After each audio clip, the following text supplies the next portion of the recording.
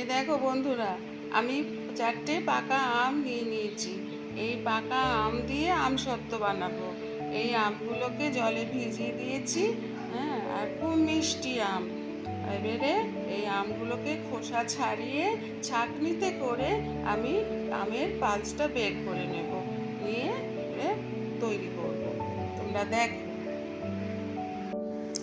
এই আমের খোসা ছাড়িয়ে নিয়েছি। এইবারে আমি ছাঁকনি করে ঘষে নেব।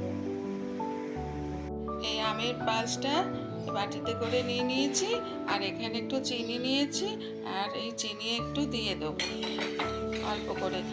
পাকা আম খুব মিষ্টি, তোমরা তোমাদের পরিমাণ মতন দেবে, এখানে বেশি মিষ্টি লাগে না। আর এখানে 2 চামচ কর্নফ্লাওয়ার দিয়ে দিলাম।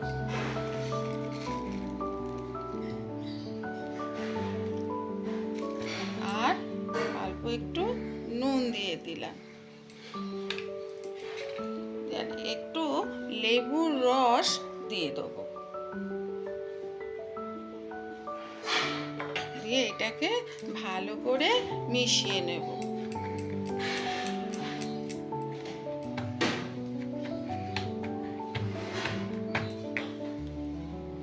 এটা আমার ভালো করে মেশানো হয়ে গেছে।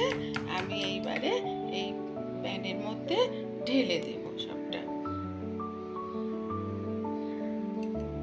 দিয়ে গ্যাসে বসিয়ে দেবো। গ্যাসে বসিয়ে দিয়েছি। এইটাকে বারে বারে নাড়তে হবে, নাড়া বন্ধ করলে হবে না, তাহলে তলায় লেগে যাবে।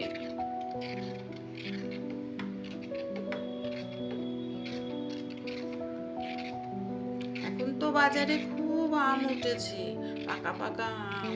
তোমরাও বাড়িতে করবে, দেখবে ভীষণ ভালো খেতে লাগবে। অনেক দিন পর্যন্ত রেখে খেতে পারবে, যখন ইচ্ছে করবে বার করবে খাবে।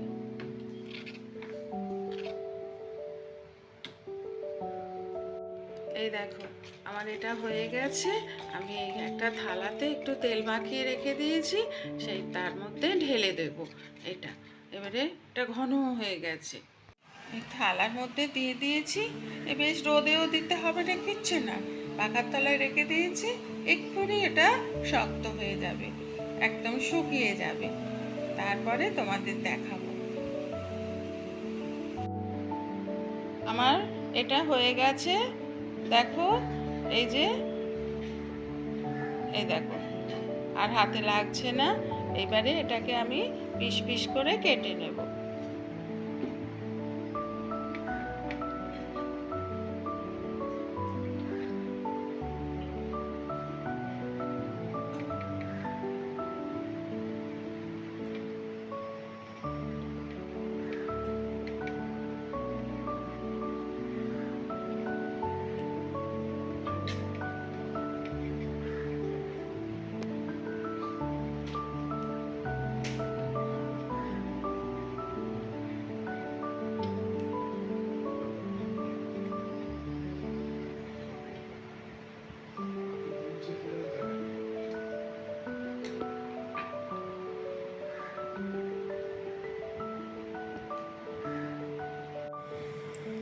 এই দেখো, আমি না সব পিস পিস করে পাকিয়ে একটা ট্রেতে নিয়ে নিয়েছি।